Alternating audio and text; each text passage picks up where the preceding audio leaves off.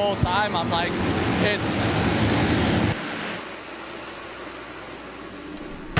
it's cool to have somebody that's a, past Supercross champion that is just, pushing and pushing and pushing, and lap to go, I couldn't hold on anymore. So I was like, we had enough of a gap on fourth that I was like, I'm good. But I got to thank Rocky Mountain Cycle Plaza, Yamaha, Fly Racing, Oakley, Alpine Star, VP Racing Fuels, Roost MX, Acherbys, Dunlop. Dude, Dunlop, those things were monsters. Like, I wheelied halfway down the start. Tamer Whole Shot, W Wheels, just everybody, Reliant Energy, Fitch Racing Suspension, Gut Seats. Just everybody out there, thank you so much. It's incredible. There you go, man. A huge congratulations once again. Finishing third in class there. Grabbing a bronze medal, Robert Fitch. And that's going to do it for us on the podium. Gates dropped. I'm going to send it up to you guys in the tower. All right, thanks a lot. We are live, and we've got Dax Bennett out to a great start on the 41 Yamaha. He's got his teammate, Gavin Towers, in tow. This looks a little bit more like the Dax Bennett we are used to. And we welcome Kurt Busch up to his first motocross race. Yeah, man. Welcome. Thank you. Appreciate it. Thanks for having me. Glad you're here, Kurt. Oh, no, it's so exciting to be here.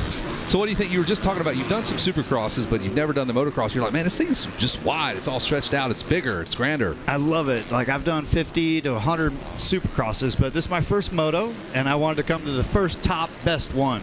Well, and now look at it. You're in a great spot because right here when they land, they jump this double. You can actually feel the thud of the motorcycle when they land this big double. You can feel it. It'll make a sound. And they're like 6 wide. Exactly. Six wide. I love it. That looked like the high banks of Talladega.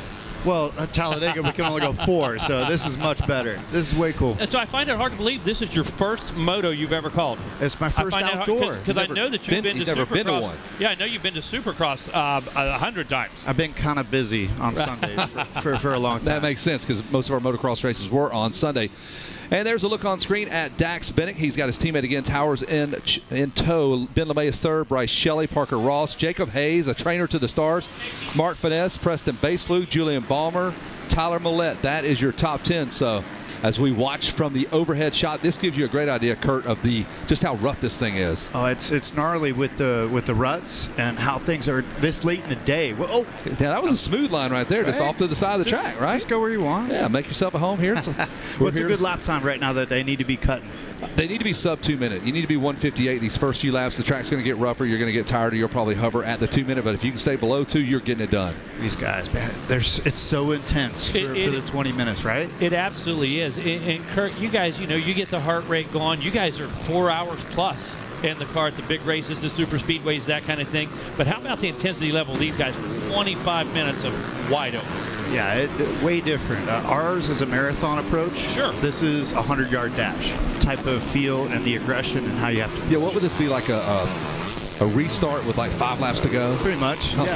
Heart rate elevated. Elbows out, and you're not giving up anything. Yeah. Any track for that matter. But yeah, this is so neat to see the outdoor and the wide and the big jumps that you would see at Supercross, but also like the outdoorsy landscape of how the road course is set up, or how the course is set up here. So this is where our premier amateur event for the year takes place. What in motorsports can compare to this at the amateur level in your sport, in road racing? It's a matter of just qualifying your way in. No matter where you're from in the country or where you are in the world, you set your sights on a race that will help you get your name recognized and to be part of one of these guys, these girls, and to make your name, to be able to move up and have a shot at the big time and have a pro ride. So leading up to your level, would it be like a big ARCA race? Would it be something like that you'd really want to win and put your name in the books? Yeah, for me, I ended up winning a race on ESPN way back in the 90s, and it was at Sonoma. So Sonoma, West Coast, where I grew up in Vegas. Vegas was big. Phoenix. So you go to where the TV is, and you go to where all the competitors are. That's what my dad always taught me, is we're going to where the show is, because we don't want to mess around with the underclassmen. We want to go to the show. Absolutely. Find the competition. Go find it. That's what this is. That's why I'm here, and I love it. So Monster Energy gave me a nice hot pass, and I'm loving it. Yeah, you're in the mix here. Ben LeMay in the mix, man. One of the old guys, kind of a vet coming back to race the boys, jumping in here. He's in the number 4 spot, but I believe he's lost a few spots on that number 26 machine. He's out of Canada, just like not Canada, Alaska, just like our friend Ben Landon Peppered was moments ago. Brought some delicious food up here for you. Hey, Kevin, I got to tell you, right now, all the key players finally get good starts together. Look at this. Benning, Tower, Shelley, LeMay, Ross, Hayes, Gomer, Finest, Preston, Baseflute, D, Lux, Turner in the number 10 spot, Brad West, Avery Long, Tyler Millay. This is going back to the top 15. Heath Harrison, he was back there today. He was warming up, had the old foil suit on. Everybody else is trying to avoid the heat. He's back here trying to sweat off a little bit. He's doing some curls with a Z50 back there and that kind of thing. So there's two approaches to it. I always like the heat. I always like to be hot before I went, and now the next thing now is to stay as cool as you can, save your energy for your actual moto. Yeah, the ice bath technique. The guys at the Nationals in between motos, they jump right into that, get the core temperature down. There's another overhead shot, the different terrains, the different soil that we have here. I mean, like, what would it be like for you guys? Different soil. No, that guy's down. I think it might have been Parker Ross, the number 12, perhaps. For us, it's more about tire drop off. So it's similar to the ruts. If the ruts get bigger, that means the tires are dropping off quicker, and you got to deal with it.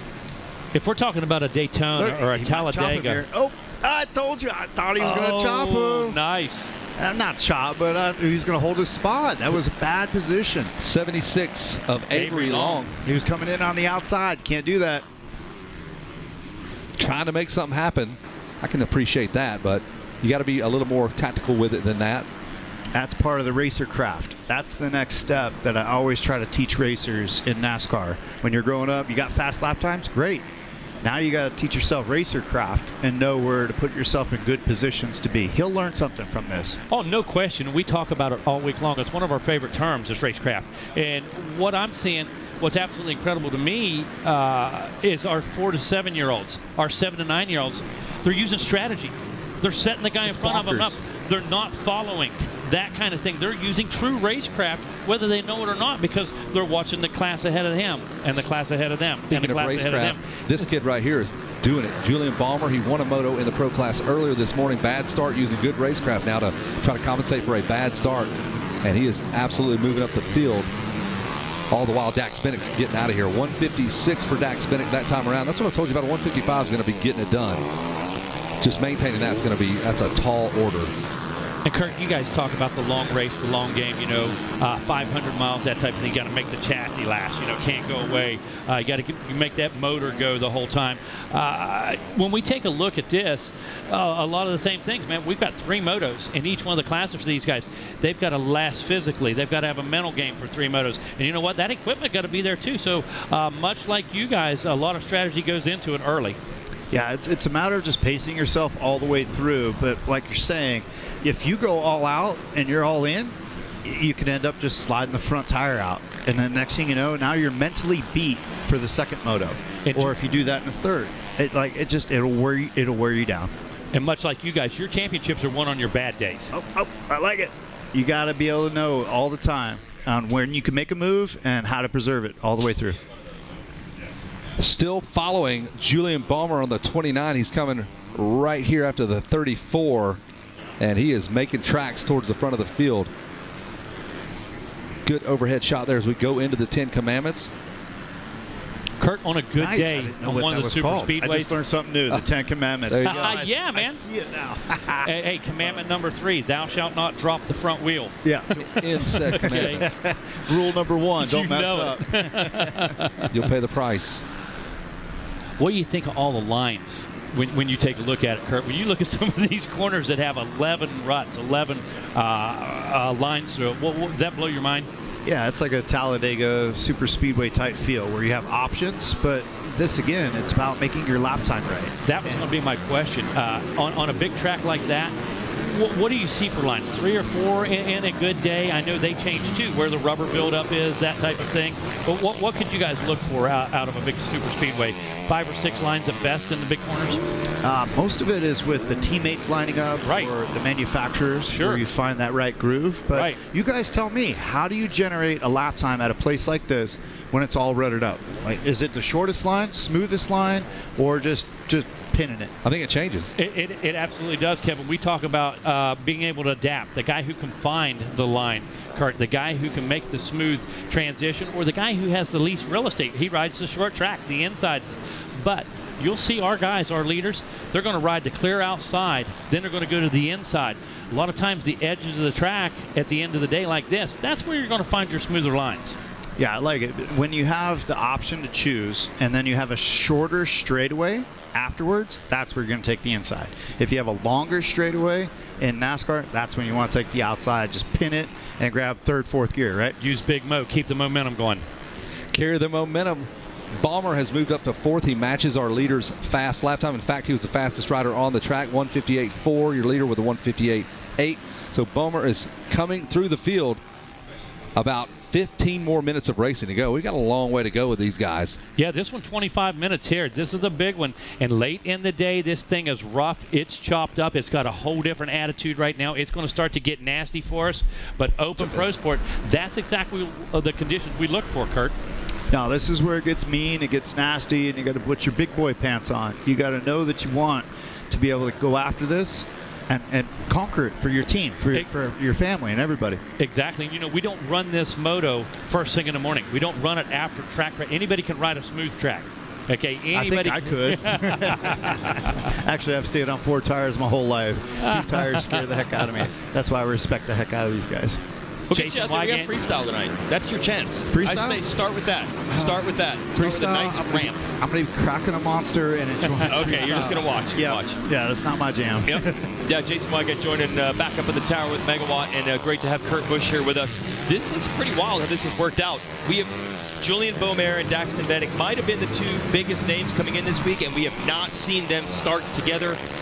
Bennick in this class has got 2 starts. Beaumer's not. Oh, we just saw go down there. And the other class, Beaumer got the start. That is the 24 of Brad West, the Australian man. He did that in the first moto as well. We've not seen what he has, but we've not gotten that Julian Beaumer versus Daxton Bennick off the gate together battle yet. Yeah, when you take a look, Weeds, just before you come up, read that list. Bennick, Tower, Shelley, Beaumer, Ross, Hayes, Bates, Luke, Clough, Bradway, Deluxe, Turner, Avery Long. So all the guys that were supposed to be together are this time.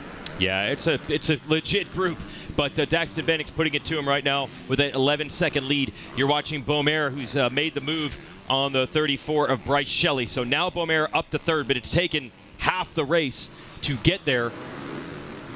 Kurt, one interesting thing about this race, it's different than most motocross races. You'd understand how this works. They only practice on Monday, and then today we're racing on Wednesday. They get 1 sight lap.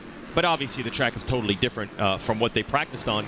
And I know for you folks, they changed it quite a bit fairly recently with COVID rules and all that, where you got less and less practice.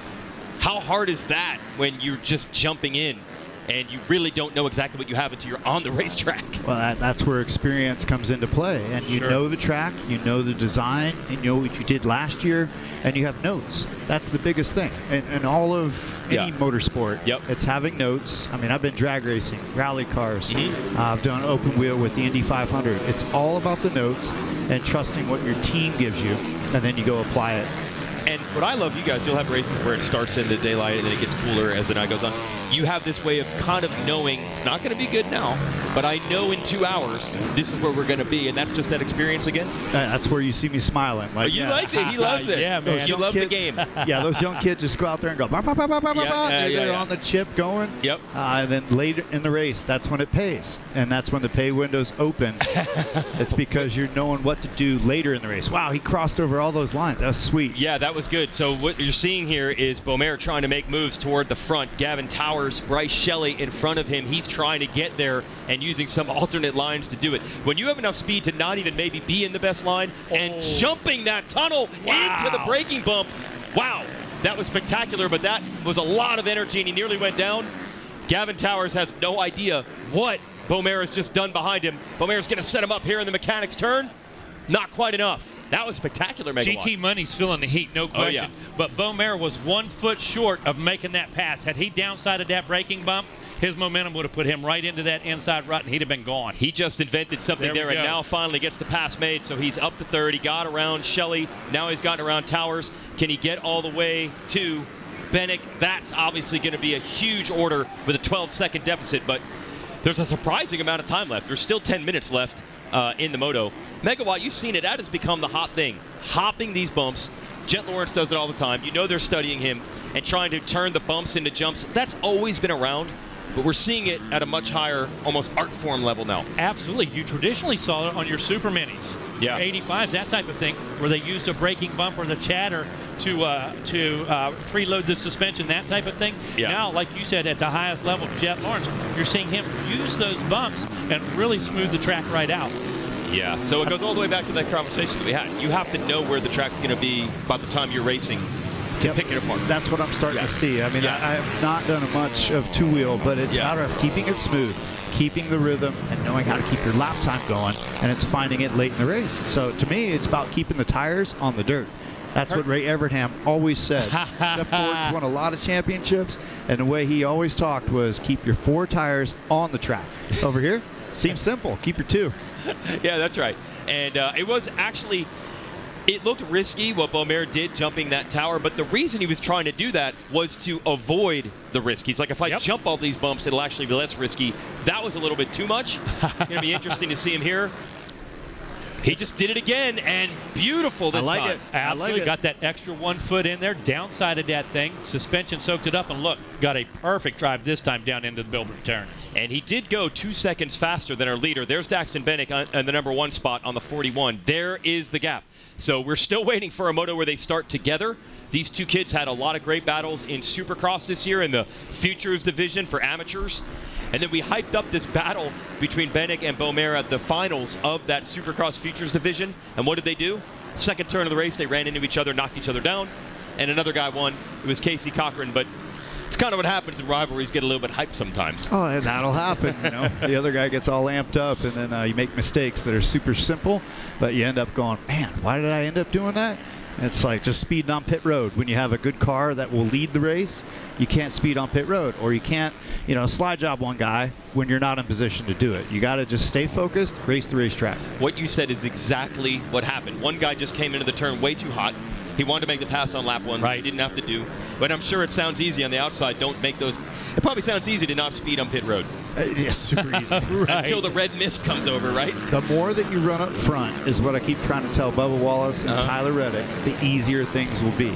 If you're up front right now and things seem exciting, it'll all calm down after you get about, 10, 15 wins in. Oh, okay. All right. Yeah. That's all. Spoken with it. There's that experience again. I was throwing down some wisdom. But thank you guys. Yeah. You familiar with much trials riding? What's that? Motorcycle trials riding. You familiar with it a lot? The obstacle stuff, the motorcycle ballet. Don't get me into trouble. What are you asking about? We have got a great show coming up here in just a little bit. It's going to be the Gas Trials demo with Josh Roper down at the beach. This guy's going to do some stuff on a motorcycle that you never think possible. He's going to do some bunny hops, some nose picks. He's going to bounce this thing off of some rocks. It's going to be absolutely incredible. I encourage anybody that wants to see true talent on a bike to show up down at the beach at 6 o'clock. I'm all in. Right on. Moto these next 2 days. I love it. He's catching though. He's still running better lap times. He is, yeah. That was almost 3 seconds quicker. The problem is it's still an 8-second gap. So Beaumer, by the way, he is unbelievably multi-talented. So he's a jet ski champion, Julian Beaumer. Mm-hmm. I got confirmation on the podium earlier. He brought a jet ski here to Loretta's a few years ago and took it to the creek and did a backflip in the creek on a jet ski. And then I found out for fun during the week he does some rodeo riding and roping at the local rodeo. That's what I told half the group here. I'm like, if you're in Moto, you're going to be at rodeo with PBR. Is that similar? And then NASCAR ends up just being a sidekick. It's too darn similar to hold on to these things. So Beaumer can do it all. And here's the rider he's trying to catch, the 41 of Dax Bennick out of North Carolina. And I don't even know if you know this, but they live in Morganton. And Bennick's dad, he dabbles in the motorhome market. For a lot of you drivers have, when the motorhome gets 300-some thousand miles on it and goes up for sale, it's time to get a new one. Oh, yeah. His dad's a big motorhome flipper. Huh. Oh, yeah, he's been around your paddock because he knows how to take them. It sounds like he would have hustled me when I sold mine. I hate to say it. That's kind of his line. That's kind of his line of work right there. Exactly. He knows when the depreciation is low, and you just put a few new parts in it, you get the price back up. Yeah, because they do live in NASCAR country, about an hour outside of Mooresville. Our leader, Bennick. There's Beaumer jumping more bumps as he goes through lap traffic from Lake Havasu, Arizona. You ever been to Lake Havasu? Yeah, I grew up out in Las Vegas. So I figured. I'm North Carolina and Arizona at the same time. What happens on Havasu stays on Havasu. I figured you'd done some Havasu time. Yes. Yeah. It's not boating year, though, or season. It's a little too hot out there. Let's go Moto right now. Yeah, no, not right now. Hey, we just take a look at that. 2:02. Now 2:01 this time by Bennett.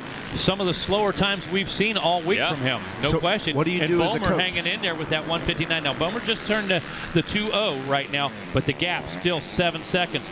5 minutes to go left in this one. So do you think Bennett just had some in reserve, or has he just been pacing himself? I think this is what we call management. Yes. I think he's Racecraft. probably aware of how fast he needs to go. But what the other side is, when you're the Boom Air Camp, you just say, hey, at least the guy remembers that you were catching him.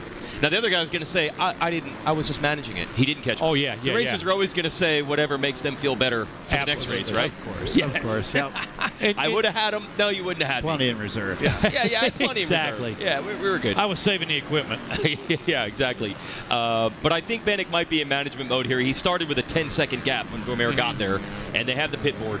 Now, on some tracks, it's so darn rough, they don't even get a chance to look at the board, but here it's pretty good. I think they usually do see it. So I don't know if we're seeing his best stuff right now. Yeah, simple math. This isn't Chinese arithmetic. Simple math tells us that 4 minutes, that's going to leave 2 minutes per lap.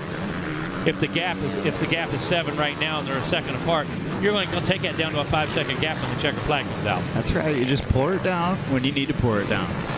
Let's keep rolling it, man. I like it. I love having Kurt Busch up here. Man, you've got to do a lot of cool stuff with Monster, showing up a lot of cool events. It's probably been a fun experience. No, it's been a blessing, and also it's just been so much fun with the family at Monster. So whether it's 2 wheels, 4 wheels, rally cars, the NASCAR world for me has been so special, and I've won a bunch of races. I've wrecked a bunch of stuff too. Oh yeah, man. and when you get the call after one of those bad races from the top guys, they're like, "Hey, we got your back. We want to see more out of you." And that's what I'm starting to do with some of our young riders, some of our young athletes and racers, is go, hey, there's the championship mentality, but there's also the days where you're going to lose more. You're going to lose more than you're going to win. And so that's where it's been fun to coach some of the young kids about how our Monster family and mentality is out there to kick butt, win races, but also, we got bigger things to do. Something sticking in my Probably brain. needed that when you were 20-some years old. Probably could have used that in your ear. Right. I wish. Yeah, exactly. Get that in my ear back then if I only had known. I'd known you'd done some rally car and this and that, but it's sticking in my head right now. Drag racing. And now, have you done like 9 seconds, 8 seconds? What's the quickest quarter mile you've run? 160, 170, 200, what? I ran a 652. What? 652 in Pro Stock. Whoa. I qualified for the Yeah. Gator Nationals. My man, I just Gainesville, the Gator Nationals, baby. I love it. I just went NHRA at its finest. I just went and rented a car. I'm like, we can do Oh, this. no. Come no, on. Weege. Are you hearing? Hey, I called up qualified. Enterprise. Yeah, I called up Big Daddy Don Garlitz.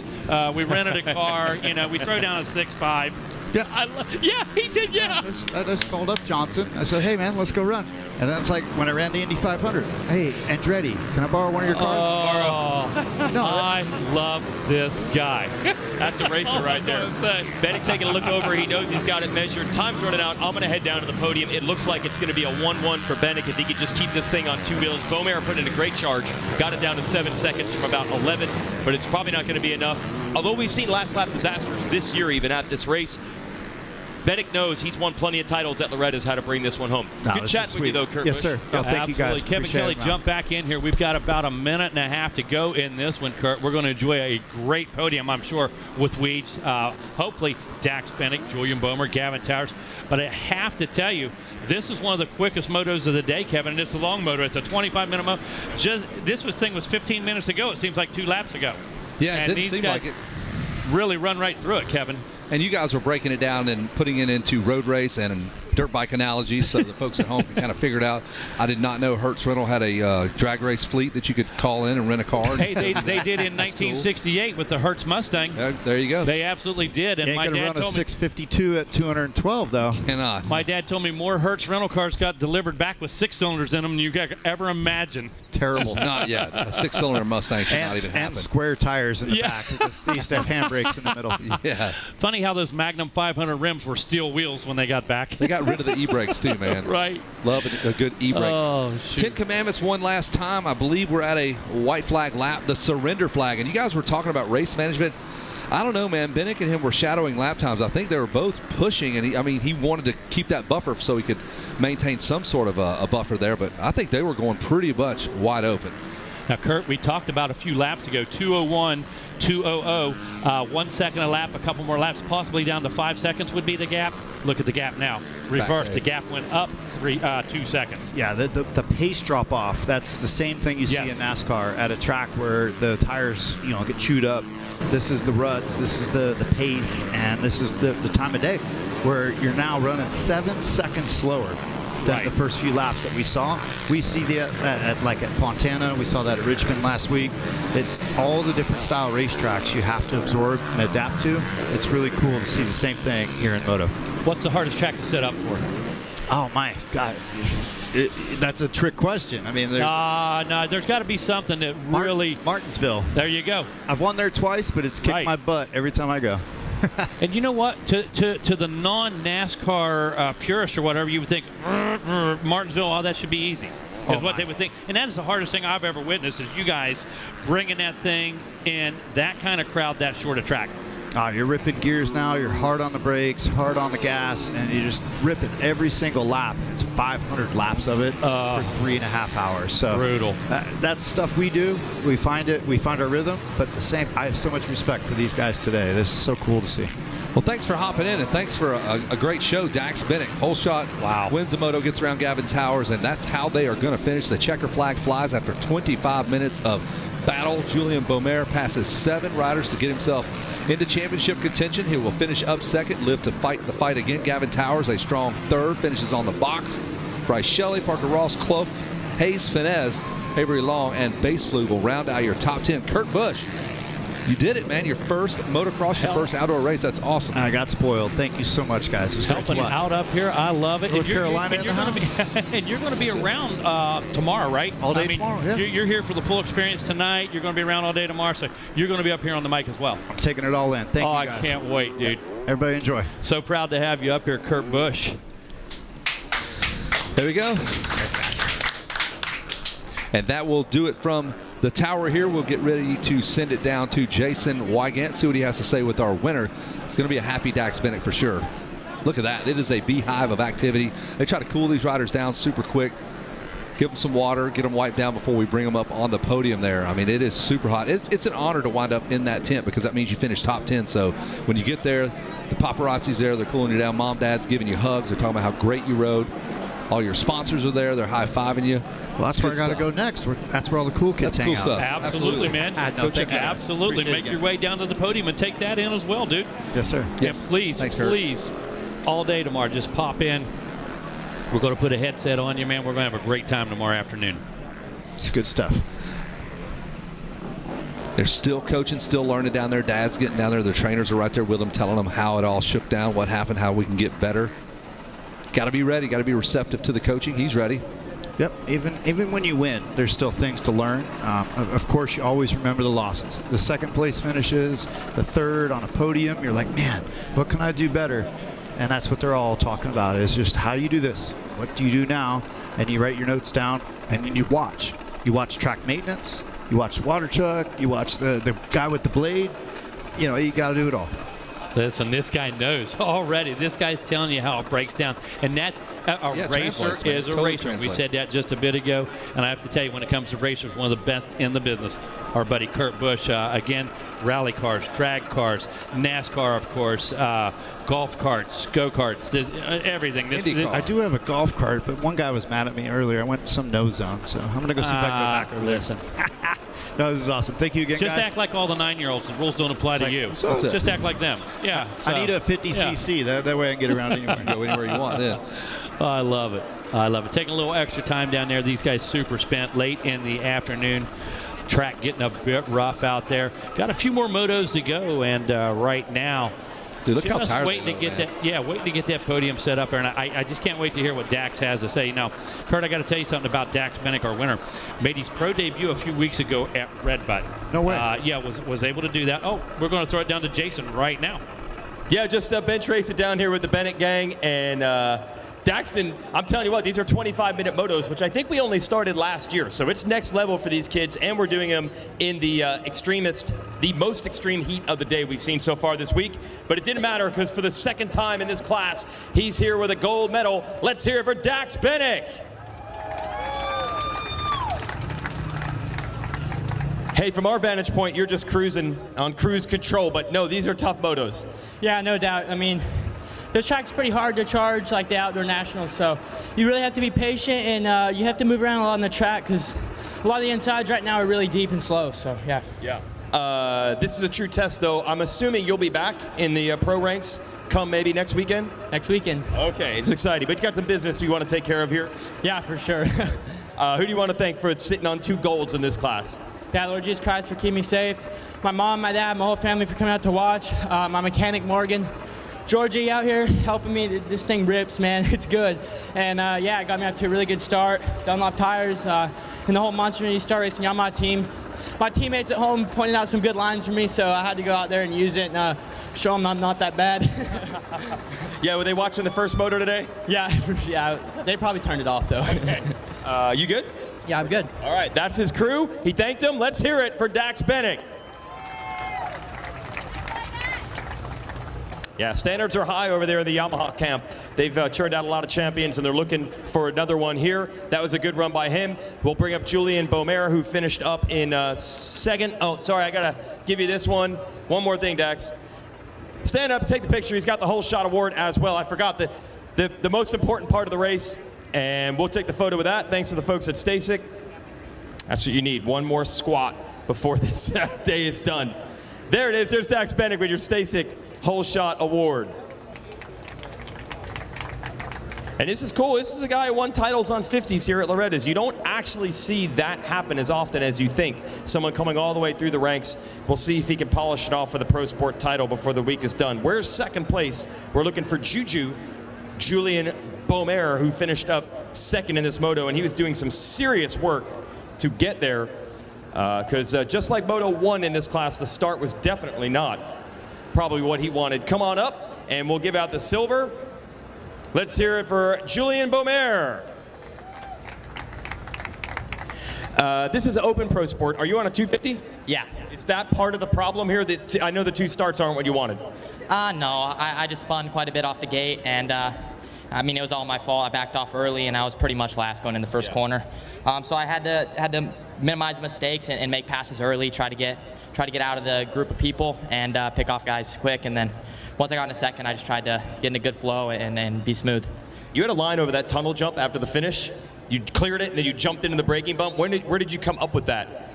I actually seen a video of some people doing it last year, and I thought about it. And then on the first lap of that moto, I seen the lip was pretty good, so I went for it. But a couple times I overjumped it a little bit and got a little squirrely, but it was good. Cool. All right, who do you want to thank? I'd like to thank KTM Orange Brigade, Alpine Stars, Scott, O'Neill, Davey for everything he's done, and everyone else. Thank you. All right, there it is, Julian Beaumer, second place. Part of the KTM Orange Brigade, and we'll bring up Gavin Towers, who finished up in third here in Pro Sport. And GT's been pretty solid today, couple podiums, and that's not messing around when you got a couple of podiums in the Pro Sport division. So let's hand out the bronze to the number 15 on the Yamaha, Gavin Towers.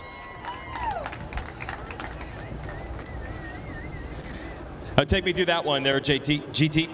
Oh man, that one was a freaking dig. I mean, the track is brutal right now.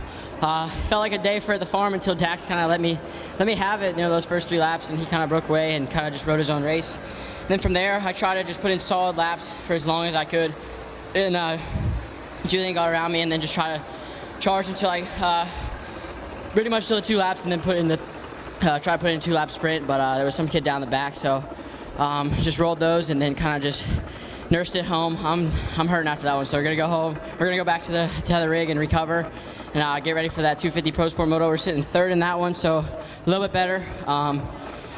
We're building, so I'm happy with that. Thanks to just all my family, the whole NSA, Yamaha team. I cannot thank them enough. My mom, my dad, my sister Sydney, Danny, Ed, Jake, they stick behind me 100%. My mechanic Carter, he's also, those 4 right there have stuck behind me through a lot. So from my ACL to my collarbone, and I couldn't be more thankful for them.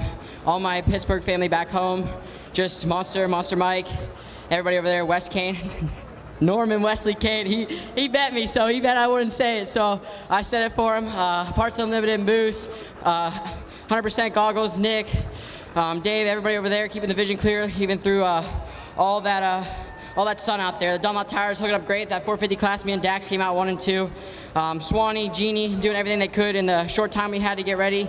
And we were pushing for the days we had. Just everybody, can't thank them enough. It's awesome. And ready to pound out 3 more through the rest of the week. Yeah, I want to give you credit. You've been talking about that you need more fitness at the end, but just talk about the time off you have had, and that's part of the reason. I've been trying to limit this one, not really making excuses, but my first regional off the start of my second moto, I went over the bars, broke my collarbone on Saturday, got surgery Monday, went racing the next Saturday at Budds Creek, and ended up winning my one class and making it in the other. And through that, hit a little bit of a fragment damage. Nothing the doctor did, just strictly from racing. And took a little bit longer than we had to heal. It took about 6 weeks, and we had limited time on the bike, about 6 days. So here we are. We're building. So just it's hard, but we're gonna keep going. I like it. I had to ask you. Yeah, let's hear it for Gavin Towers. He didn't want to make excuses. He didn't want to talk about the injuries, but he's definitely digging deep this week, no doubt about it. All right, that's Open Pro Sport here on a Wednesday. Let's send it back up.